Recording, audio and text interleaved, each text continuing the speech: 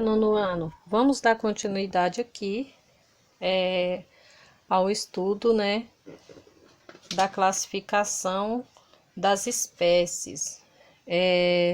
Essa já é a quarta aula, né, sobre esse mesmo assunto. Vamos ver agora sobre árvores filogenéticas, a representação da evolução.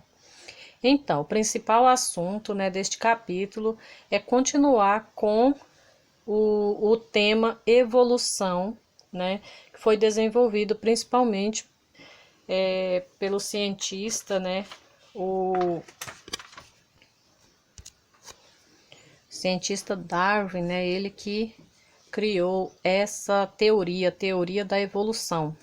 Olha só, o que são árvores filogenéticas? Aqui nós temos nesta página, a página 58, um exemplo de árvore filogenética. Observem que ela tem o tronco e esse tronco ele se ramifica, né?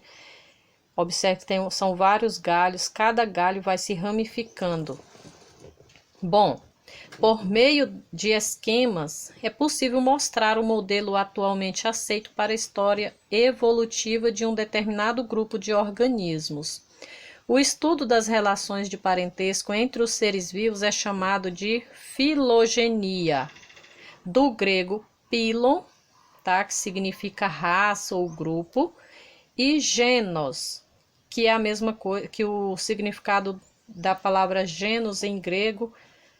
Escrita a palavra genus vem do grego, né? Que significa origem. E a representação dessas relações é feita por meio de uma árvore filogenética, tá? Que aqui temos o modelo ao lado. De quantas maneiras a evolução dos seres vivos pode ser representada? Então, a gente pode representar, gente, essa evolução dos seres vivos de quantas maneiras diferentes?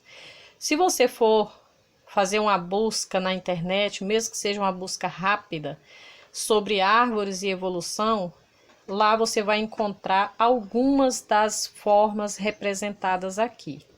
A primeira árvore da vida, ela foi proposta em 1856 pelo naturalista alemão Ernst Haeckel, nascido em 1834 e viveu até 1919. Note que nesta representação as relações de parentesco são parecidas com uma árvore, essa que tem aqui ao lado, na qual os ramos mostram as espécies ou os grupos de espécies apresentadas, tá? Hoje em dia, é mais comum representar a evolução dos seres vivos com figuras mais simples, porque da árvore ela fica bem complicada para a gente entender. Olha só essa outra representação aqui, tá? É bem mais simples para mostrar, né, a teoria de Darwin, tá? Mostrar a evolução dos seres vivos, certo? Vamos pegar esse exemplo aqui e vamos observar. Aqui na árvore que temos ao lado, representada acima, tá? Nós vamos pegar aqui a representação, passar para cá e tentar entender aqui nessa, que também pode ser chamada de árvore, tá? Filogenética, só que com um esquema bem mais simples e que vai ser usada nesse livro vai ser essa aqui, certo? Nela aqui, nós temos o ancestral A. Observe aqui. Esse ancestral, ele é comum a todos os outros grupos de animais. Tá aqui o grupo dos animais, certo? Desse ancestral A aqui, surgiram quem? Olha, que desse aqui surgiu quem? Os peixes.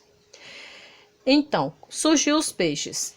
E o ancestral B, que é comum a todos os demais, que esse aqui, ó, tá? Grupos dos vertebrados, menos dos peixes, porque aqui do A surgiu os peixes.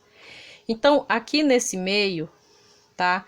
Tem o grupo B, que desse grupo aqui originou os anfíbios. Dos anfíbios, né, tivemos o grupo C, de outras espécies que deram origem às tartarugas. Então, as tartarugas se evoluíram, surgiram o grupo D tá? De animais que deram origem aos mamíferos. Os mamíferos, por sua vez, deram origem ao grupo E de animais, né, de espécies animais, que deram origem a dois grupos, aos lagartos e às serpentes. E desse grupo aqui, tá, aí surgiram o quê? Os crocodilos e as aves. Então, isso aqui é um esquema bem mais simples da gente entender o raciocínio do cientista, né? Quanto à evolução dos seres, certo? Aqui na página 59, vamos dar continuidade. Veja o exemplo a seguir com a possível filogenia dos primatas. Tá, o que são primatas? Todos esses aqui, ó. Observe que o ser humano está no meio, tá? Primatas são todos o quê? Mamíferos, tá? Inclusive o homem, tá aqui os macacos, lêmures, eles são todos o quê? Onívoros e arborícolas, tá? Se alimentam o quê? Os arborícolas se alimentam principalmente de plantas, né? E onívoros, porque se alimentam tanto de plantas como de carne, né? De alimentos vindo de animais. Eles possuem um cérebro diferenciado dos demais animais, um cérebro mais desenvolvido, chamado de cérebro grande, tá? Os olhos, eles são bem desenvolvidos em relação aos demais animais, voltados para frente, tá? E todos eles possuem os membros, tanto as mãos como os pés, possuindo 5 dedos. Então, esses são classificados como primatas. Então, pessoal, vamos observar aqui está a escala dos números, né? Significando o quê? Milhões de anos, certo? Deixa eu colocar aqui. Então, nós podemos ver aqui o que nessa figura? Que há cerca de 60 milhões de anos existiu um primata ancestral, tá? O início de tudo. Ele é comum a todos. Observe que todos são parecidos com ele, tá? Então, ele é o primeiro primata ancestral, ou seja, ancestral que veio antes. Ele é comum a todos os primatas conhecidos atualmente, né? O que a gente conhece hoje. Há aproximadamente 57 milhões de anos. Ele deve ter ocorrido a primeira separação do ramo, tá? Desse ancestral. Essa separação formou 2 novos ramos. Um deles viria a originar os lêmures e os lores. Aquela questão que a gente estava vendo lá do grupo de aranhas que se dividiram, tá? Então aqui o cientista acredita que um grupo de primatas, né, desse grupo aqui, se dividiram e um deu origem aos lêmures e lores, tá? E o outro grupo deu origem aos lores, né? E o outro, os demais primatas, né? Os outros primatas aqui. Então, há cerca de 50 milhões de anos, ocorreu uma nova separação que originaria os társios. Olha aqui os társios, certo? E o ancestral comum aos demais primatas. A última ramificação originou um ancestral comum ao grupo dos bonobos. Cadê os bonobos? Já aqui. Então, se vocês acompanharem aqui, olha, 60 milhões de anos, 50 milhões de anos, 40 milhões de anos, surgiu o quê? Há 50 milhões de anos surgiram os társios, 40 milhões de anos surgiram o quê? O macacos do Novo Mundo, chamado de Novo Mundo, gente, é a América, tá? América do Norte, América do Sul e América Central. 30 milhões de anos surgiram aqui os macacos do Velho Mundo, tá? Mais ou menos aqui os macacos os macacos do Velho Mundo. 20 milhões de anos surgiram os orangotangos. Há 10 milhões de anos atrás, o ser humano, tá? Há menos de 1 milhão de anos, né, aqui, tá os chimpanzés, que são os atuais, e ao grupo que originaria os seres humanos. Então, nesse grupo aqui, tá, estariam os que originaram os seres humanos.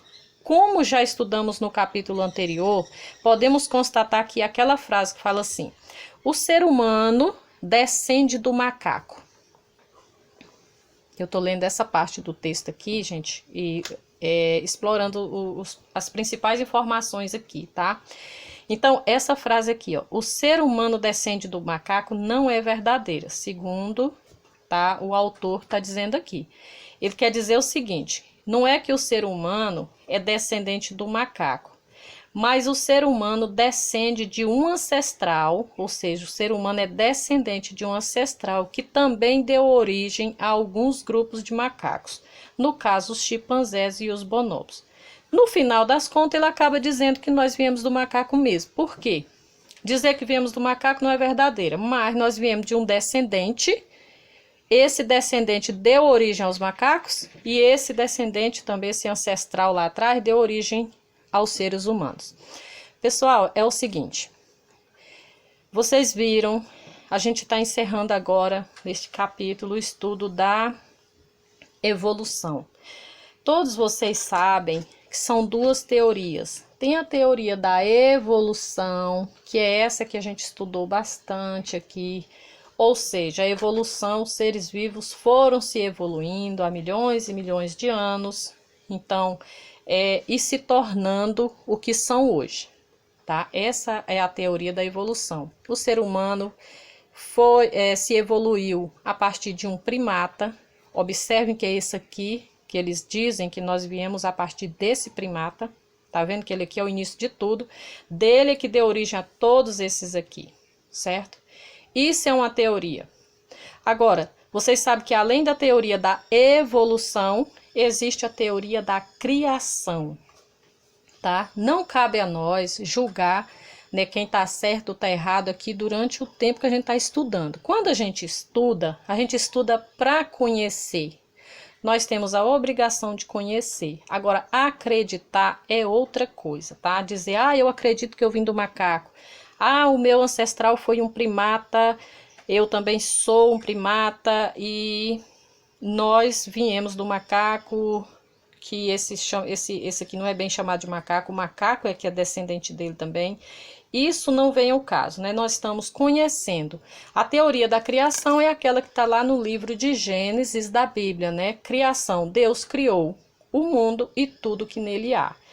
Na teoria da criação, Deus já criou o homem do jeito que ele é, tá? Deus não criou o macaco para depois o macaco se tornar homem, não foi assim, né? A teoria vocês conhecem. A maioria deve conhecer. Deus já criou o macaco do jeito que ele é, já criou a aranha do jeito que é, cada uma das espécies. Deus criou o ser humano do jeito que é e todos os animais e todas as plantas, tá? Essa é a teoria da criação.